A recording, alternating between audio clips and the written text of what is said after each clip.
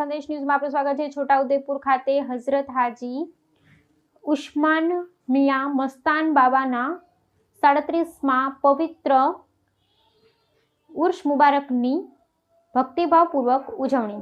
ઉર્સ મુબારક નિમિત્તે તારીખ 14 જુલાઈ 2026ના રોજ ઈશાની નમાઝ બાદ કુરાન ખ્વાની અને ગુસલ શરીફનો કાર્યક્રમ ધાર્મિક માહોલમાં યોજાયો હતો, જેમાં મોટી સંખ્યામાં અકીદતમંદોએ હાજરી આપી હતી।